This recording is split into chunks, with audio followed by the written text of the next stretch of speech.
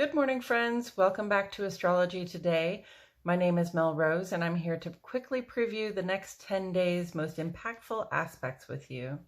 The dates February 9 through February 18 cover Decan 5 of 36 this year.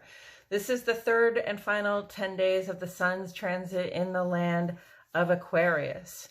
For every decan, there is a corresponding numbered suited card from the tarot deck. This 10-day segment of the year corresponds to the Seven of Swords. Aquarius is an air sign, and swords and tarot cover air element symbolism. And air element symbolism has to do with the intellect and how we use it, mostly to tackle problems, make plans, and communicate with others. The Seven of Swords then speaks to a mode of deception, either of the self or of others. You see this person sort of sneaking off with some swords, looking over their shoulder, right? So sometimes we feel pressured by people or by events beyond our control to use deception in the interest of making personal progress, like lying on a resume or overstating the value of your property. These things may appear to help in the short term, but you'll constantly be looking over your shoulder, waiting for someone to figure you out. The Sun in Aquarius is an influence that makes us feel invested in progress. We are invited to assess a situation for what is needed to make a bigger impact. The caveat being that the information we provide or the plan we put in place has to actually work to bring about support and uplift for the entire cohort, community, or collective. When we brag about skills we don't have or implement systems that haven't been proven, we run more than a simple risk of failure. We risk owing something that we cannot repay by regular means. And with that in mind, let's have a preview of the next 10 days. We enter the fifth decan of 2023 on Thursday, February 9. The moon moves on into Libra early that morning. Libra is an air sign ruled by Venus, so it's about what we think is fair in a couple of different ways. There's fair as in beautiful, elegant, or attractive. The Libra moon makes us receptive to the beauty we perceive in the world.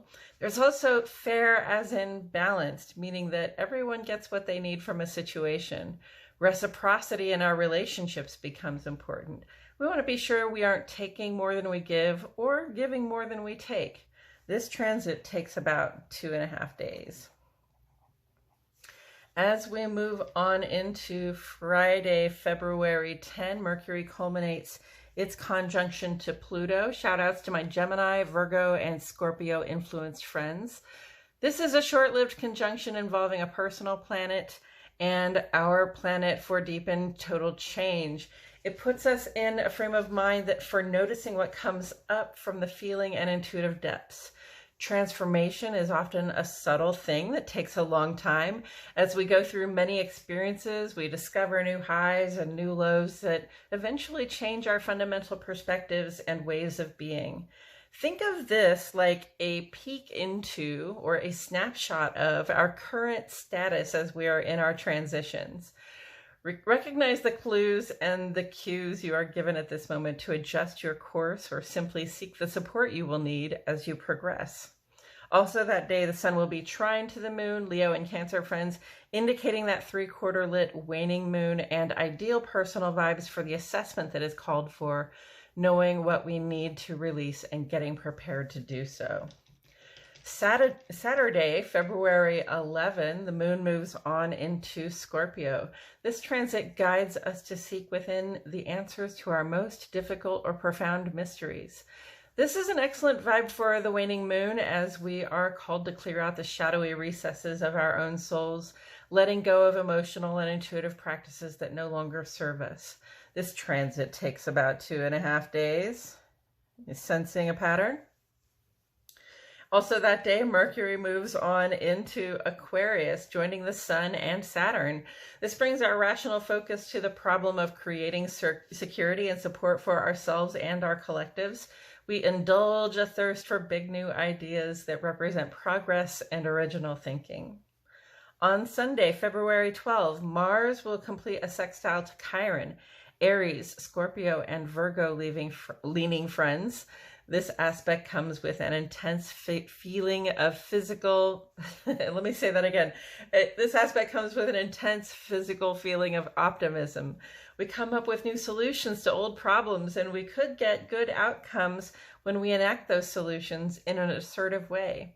We can be very convincing at this time, so if you know you have a great idea, work to implement it and share it with others. It's easy to find co-conspirators under this influence, which will linger with us through about March 4.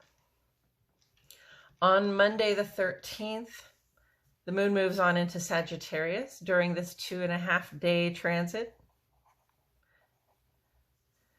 Our hearts are lifted out of the interior depths. They grow little wings and they seek adventure, truth, and expansion of our sense of what we can be, do, and have. The Sagittarius moon is here to inspire and broaden our personal horizons in hope of personal growth. Also that day, the sun will be square to the moon, Leos and Cancers, indicating the half-lit third quarter moon, and that is our signal to stop planning about what we need to release and to start actively pushing out the stuff and things, thoughts, attitudes, and myriad attachments that no longer serve a good purpose for us. Tuesday, February 14 is Valentine's Day. I could never really tell if this was a religious or secular holiday, but it is something a lot of us observe in one way or another. There are a lot of good vibes that encourage doing something out of the ordinary right now, or spontaneous with a friend or loved one that day. Or if there's no one you'd rather celebrate on this day devoted to romantic love, it's absolutely a good day to celebrate yourself by doing something a little bit adventurous and fun. Then on Wednesday, February 15, the moon moves on into Capricorn, where it will transit for 2.5 days.